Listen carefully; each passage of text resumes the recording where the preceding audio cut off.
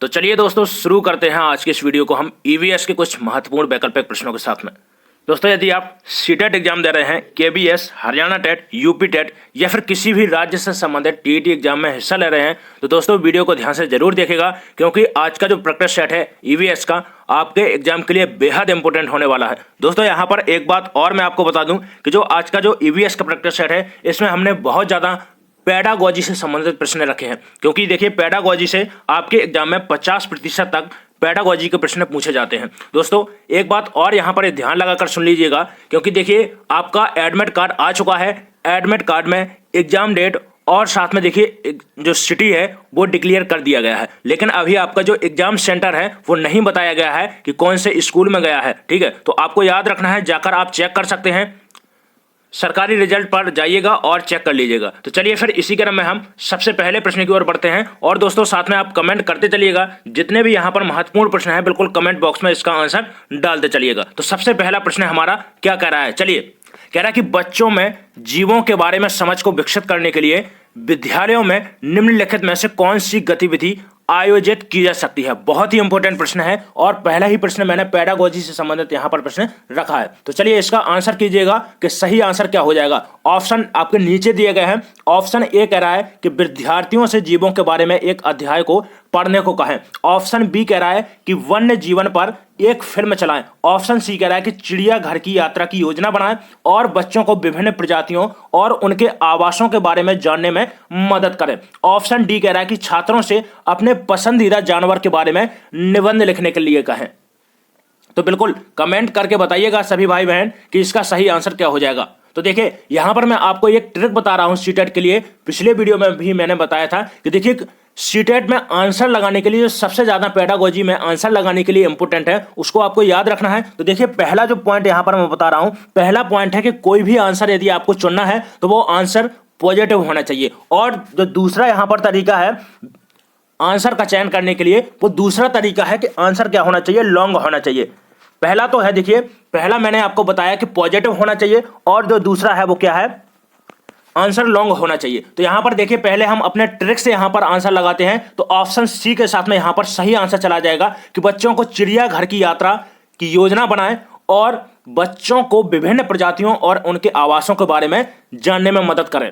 तो option C के साथ में यहां पर सही आंसर चला जाएगा। देखिए विकल्प ए कह रहा है कि विद्यार्थियों से जीवों के बारे में एक अध्याय को पढ़ने के लिए कहें। क्या बताइएगा जो प्राथमिक स्तर का जो बच्चा होता है क्या उसमें इतनी समझ होती है कि वो स्व अध्याय के माध्यम से स्व जो अध्याय है उसको खुद पढ़ ले और वो सभी चीजों को समझ जाए? नहीं होती है। इसलिए हमारा ए ऑप्शन क्या हो जाएगा, गलत आंसर हो जाएगा। देखिए बी की बात करते हैं, कह रहा है कि वन्य जीवन पर एक फिल्म दिखाएं। तो देखिए ऑप्शन बी भी यहां पर गलत आंसर हो जाएगा। डी कह रहा है कि छात्रों से अपने पसंदीदा जानवर के बारे में निबंध लिखने के लिए कहें। देखिए जो प्राथमिक स्तर का बच्चा होता है 1 से 5 तक का, उसमें इतनी समझ नहीं होती है कि वो किसी एक टॉपिक पर निबंध लिख पाए। तो यहां पर ऑप्शन डी भी यहां पर गलत आंसर हो जाएगा। तो देखिए ऑप्शन सी के साथ में यहां पर सही आंसर चला जाएगा कि चिड़ियाघर की यात्रा की योजना बनाएं और बच्चों को विभिन्न प्रजातियों और उनके आवासों के बारे में जानने में मदद करें। तो ऑप्शन सी यहां पर सही आंसर हो जाएगा। ट्रिक को भी आपको याद रखना है, यदि आपसे कोई आंसर नहीं बन रहा है और आपकी तैयारी बेहतर नहीं है फिर भी आप वहां पर जाकर सही आंसर लगा सकते हैं इस ट्रिक के माध्यम से।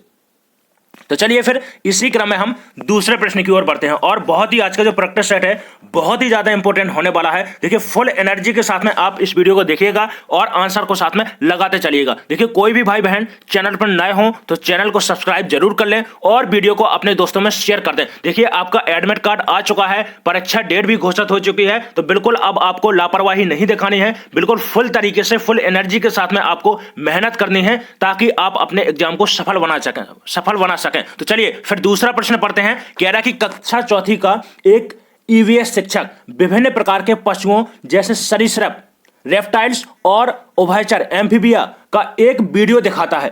देखिए यहां पर कह रहा है कि एक कक्षा कक्षा 4 का एक शिक्षक है जो विभिन्न प्रकार के पशुओं जैसे देखिए एम्फीबिया वर्ग हो गया, रेप्टाइल्स वर्ग हो गया का एक वीडियो दिखाता है बच्चों में, ठीक है, और उनके बारे में चर्चा करता है। तो यहां पर कह रहा है कि इस गतिविधि का सबसे उपयुक्त उद्देश्य छात्रों का ध्यान किसकी ओर आकर्षित करना है।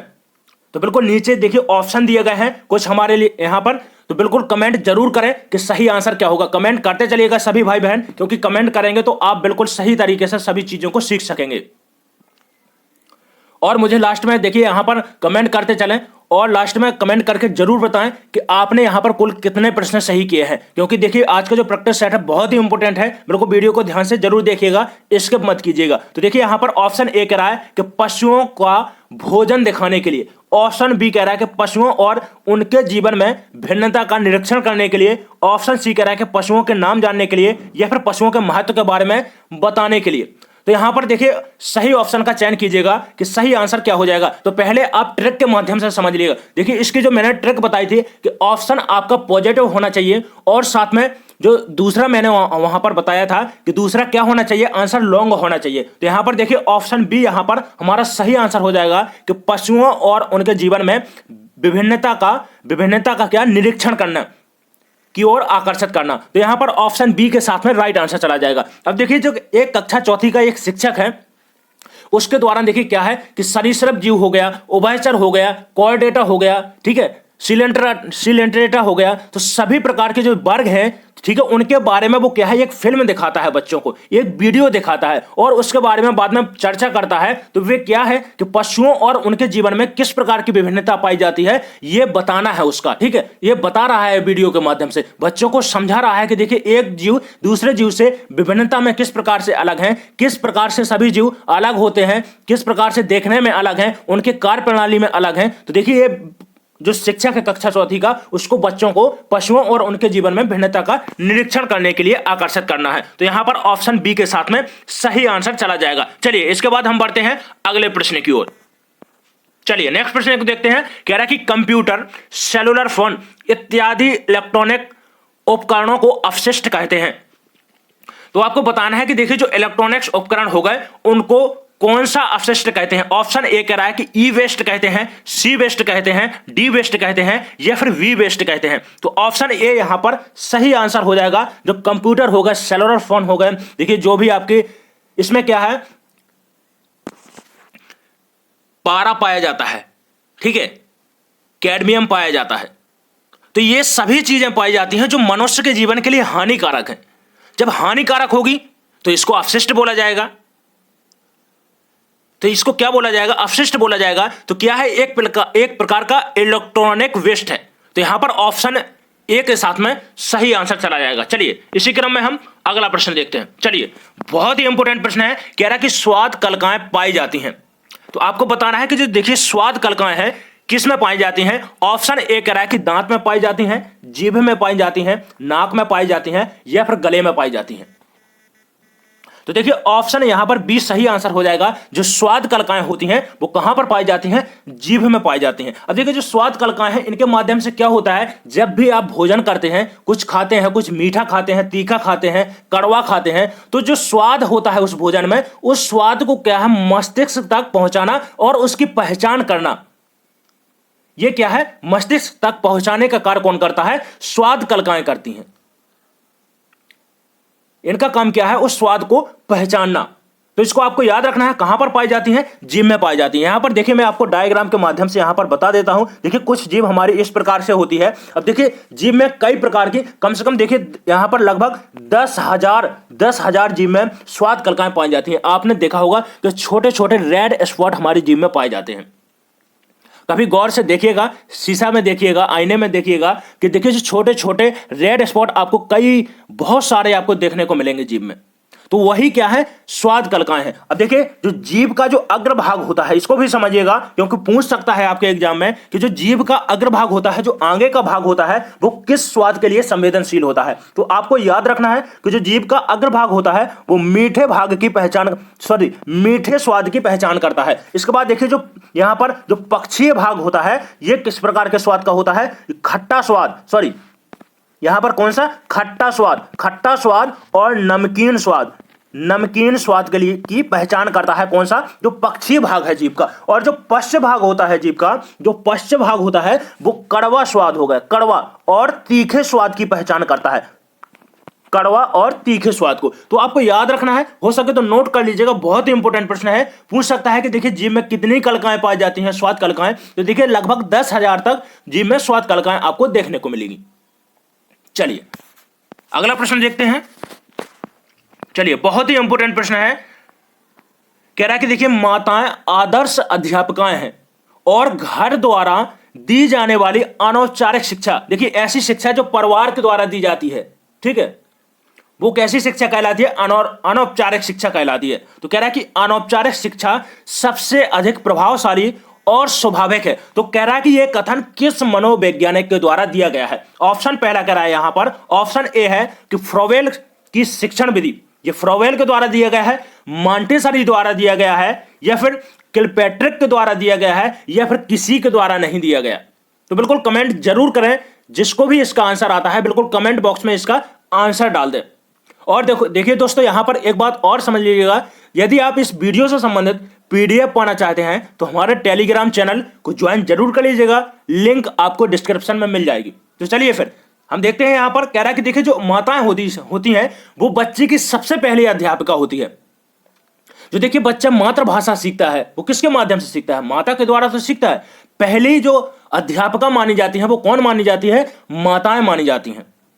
तो कह रहा है कि माताएं आदर्श अध्यापिकाएं हैं और घर द्वारा दी जाने वाली अनौपचारिक शिक्षा सबसे अधिक प्रभावशाली और क्या होती है? स्वाभाविक है। तो यह कथन किसके द्वारा दिया गया है? ऑप्शन ए यहां पर सही आंसर हो जाएगा। यह कथन फ्रोवेल के द्वारा, फ्रोवेल शिक्षा शास्त्री फ्रोवेल के द्वारा दिया गया है। बिल्कुल आंसर यहां पर लगा लीजिएगा, ऑप्शन ए सही हो जाएगा।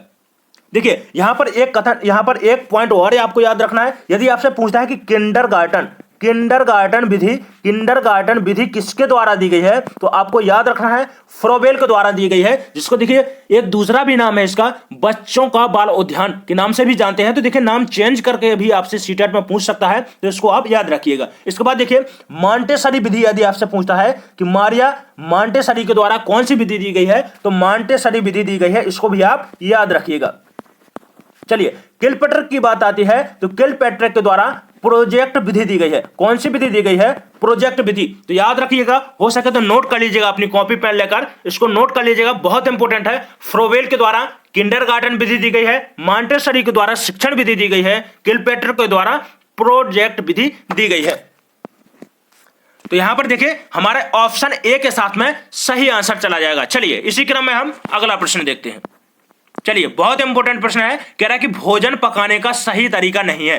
तो देखिए यहां पर कह रहा है कि भोजन पकाने का सही तरीका नहीं है, तो ऑप्शन यहां पर बताया गया है आपको। कह रहा है कि भूनकर, सेंककर, गूंथकर या फिर उबालकर। तो देखिए भूंजना जिसको बोलते हैं भूनकर। आपने देखा है कभी बैगन का भरता बनते हुए? तो जो बैगन का भरता बनाया जाता है उसके लिए पहले क्या करते हैं? बैगन को भूंजते हैं। तो जो पकाने की एक विधि है वो क्या है? भूनना भी है। इसके अलावा देखिए कह रहा है कि सेंककर, रोटी सेंकी जाती है।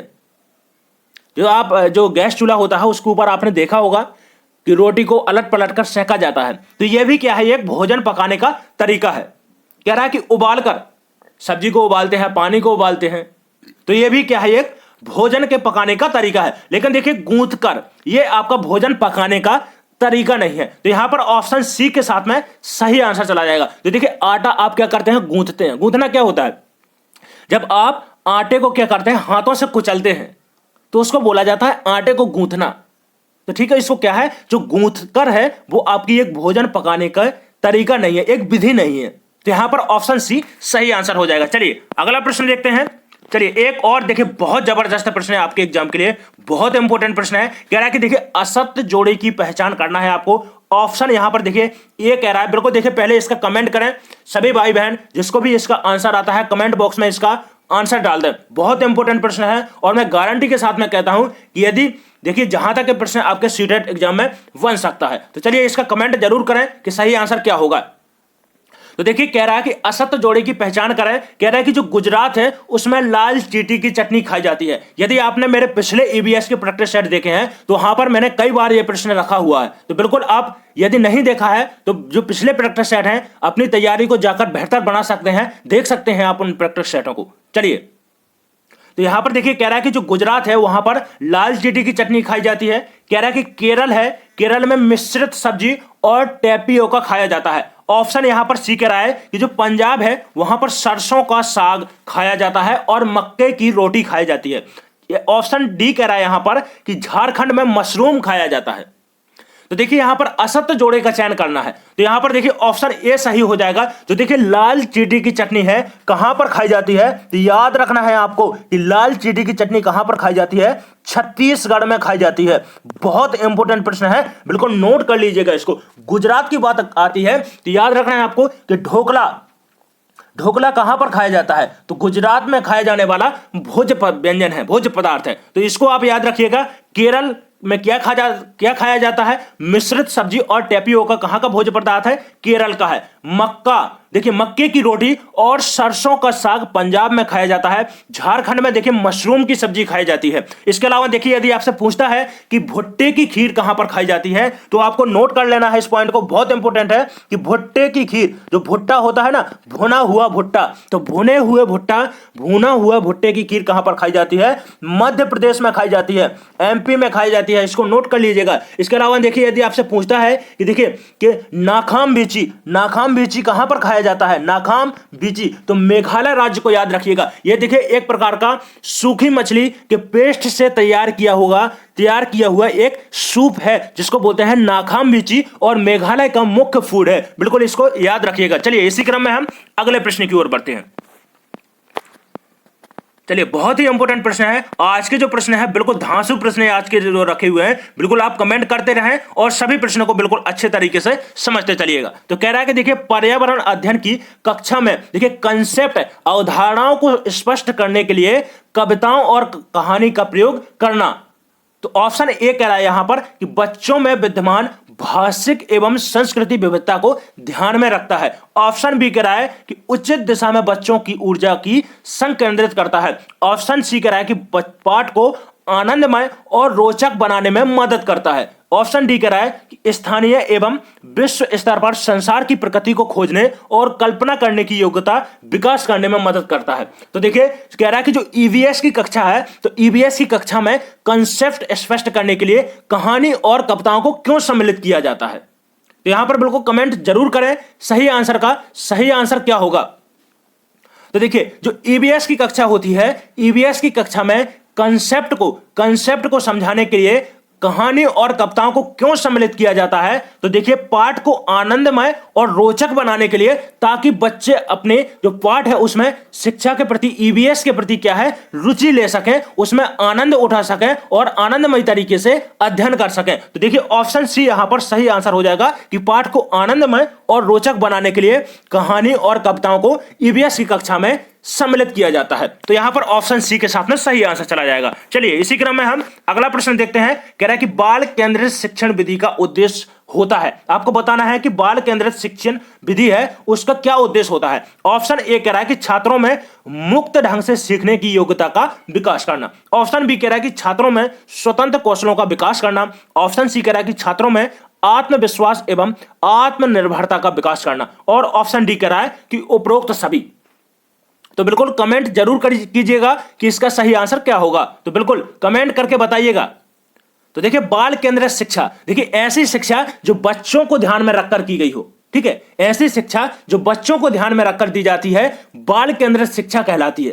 तो इसको आपको याद रखना है। और यहां पर जब तक आप कमेंट कीजिएगा तब तक मैं बाल केंद्रित शिक्षा से जितने भी महत्वपूर्ण पॉइंट हैं उनको मैं आपको बता रहा हूं। देखिए जो बाल केंद्रित शिक्षा है, यदि आपसे पूछता है कि बाल केंद्रित शिक्षा के जनक कौन है, ठीक है, पूछ सकता है प्रश्न, बहुत ही इंपॉर्टेंट है। तो याद रखना है आपको जो बाल केंद्रित शिक्षा के जनक है, बाल केंद्रित शिक्षा की शुरुआत किसके द्वारा की गई है, तो रूसो, प्रगतिवादी रूसो को याद रखिएगा कि बाल केंद्रित शिक्षा किसकी देन है, तो रूसो की देन है, ठीक है, इसको याद रखिएगा। अब देखिए कह रहा है कि बाल केंद्रित शिक्षण विधि का उद्देश्य क्या होता है, तो बच्चों को मुक्त ढंग से सीखने की योग्यताओं का विकास करने के लिए होता है। तो ए यहां पर सही होगा। कह रहा है कि छात्रों में स्वतंत्र कौशलों का विकास करना, ताकि बच्चे स्वतंत्र रूप से सभी चीजों को सीख सके, उन पर कोई प्रेशर ना हो। तो ये भी आपका बी भी सही हो जाएगा। कह रहा है कि छात्रों में आत्मविश्वास, आत्मनिर्भरता का विकास करने के लिए, तो सी आंसर भी यहां पर सही हो जाएगा। तो ऑप्शन डी के साथ में यहां पर बिल्कुल सही आंसर चला जाएगा। डी के साथ में सही आंसर चला जाएगा कि उपरोक्त सभी यहां पर सही होगा।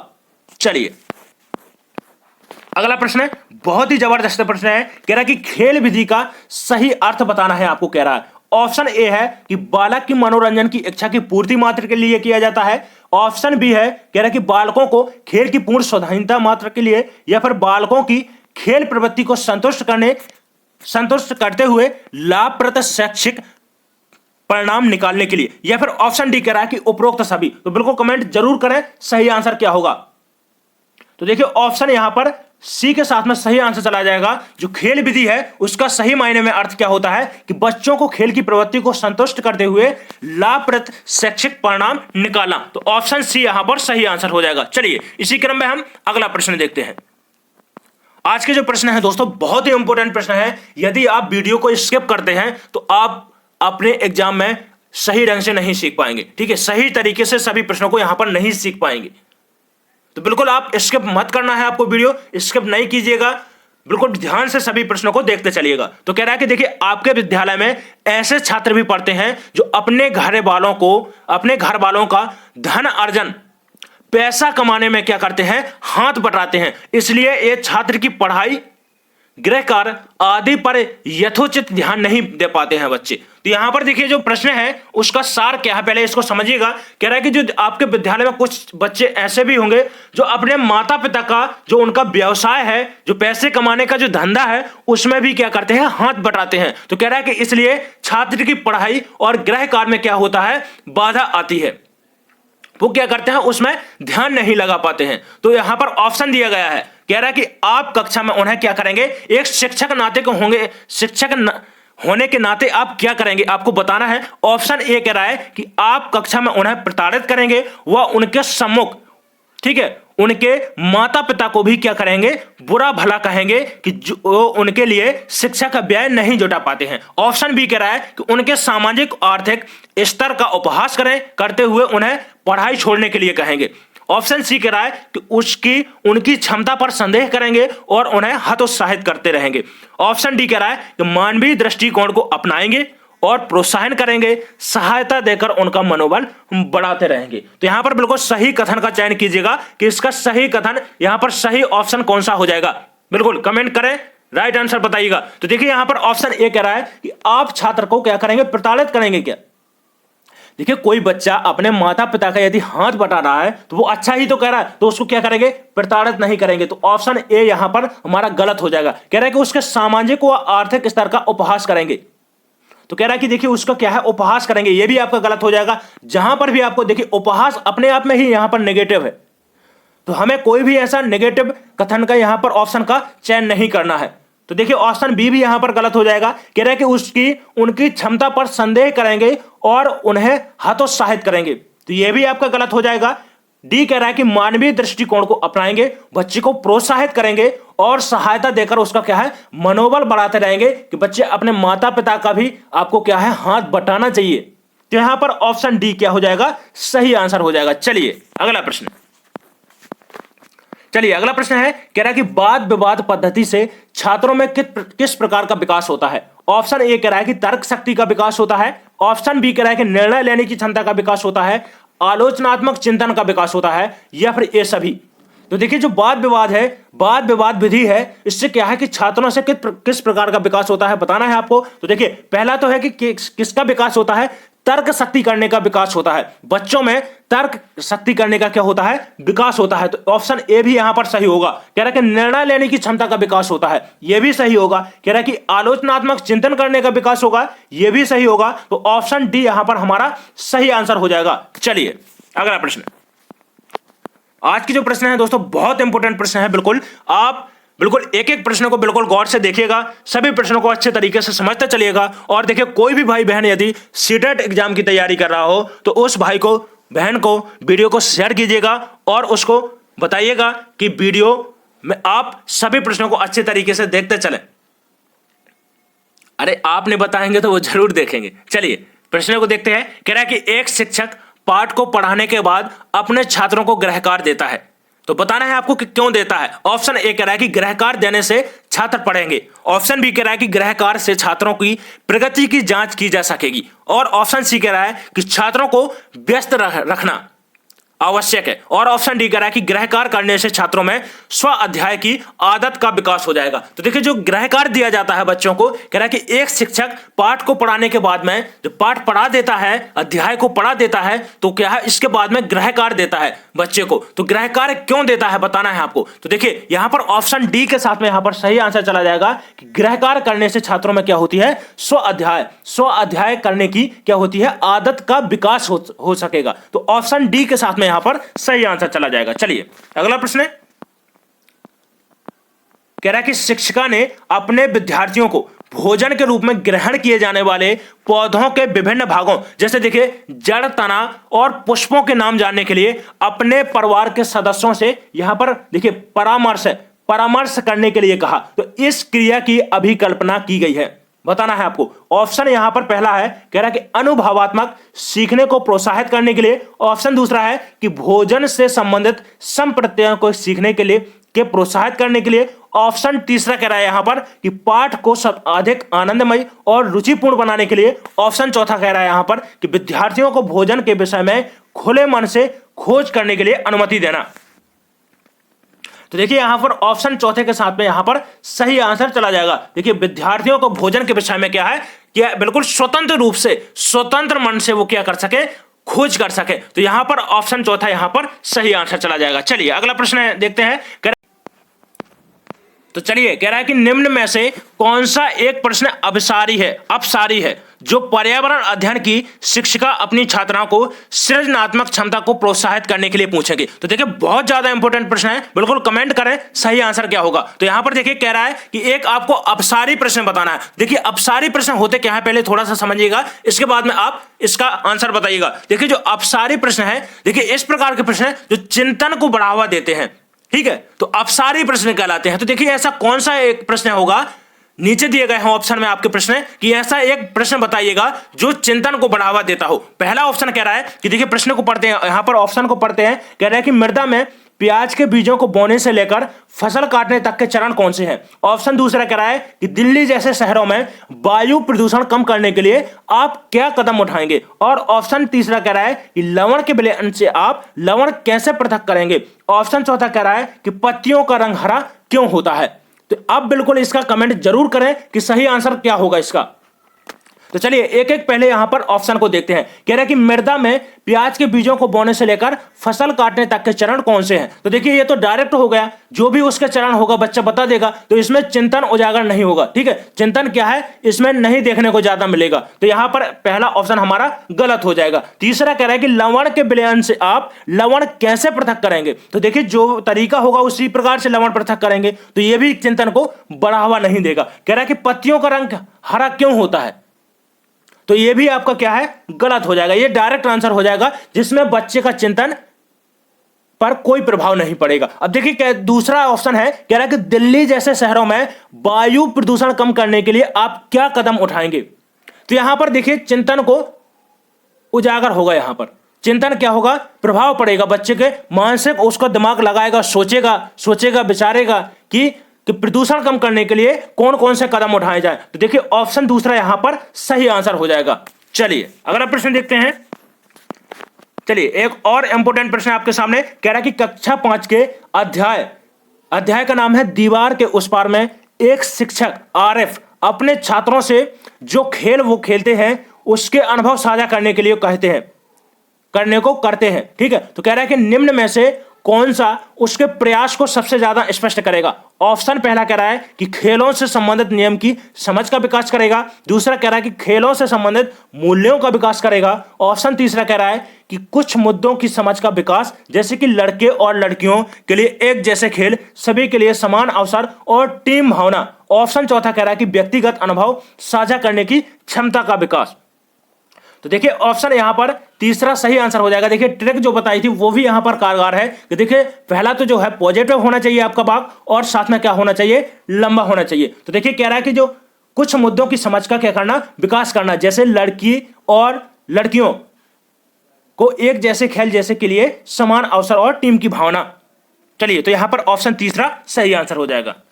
चलिए दोस्तों, यहाँ पर आज हमने सभी प्रश्न कंप्लीट कर लिए हैं और देखिए बहुत इंपॉर्टेंट आज का प्रैक्टिस सेट था। यदि आपने ध्यान से नहीं देखा है तो एक बार फिर से वीडियो को ध्यान से देखिएगा। आज का जो प्रैक्टिस सेट है इसमें एक एक प्रश्न आपके एनसीईआरटी पर आधारित मैंने प्रश्न रखे थे। तो देखिए पेडागोजी भी बहुत ज्यादा आज पेडागोजी के प्रश्न रखे हुए थे, बहुत इंपॉर्टेंट है। और देखिए दोस्तों, यदि आप चैनल पर नए हों तो चैनल को सब्सक्राइब जरूर कर लें और वीडियो को अपने दोस्तों में शेयर कर दें। तो चलिए मिलते हैं इसके बाद अगले प्रैक्टिस सेट में, तब तक के लिए धन्यवाद।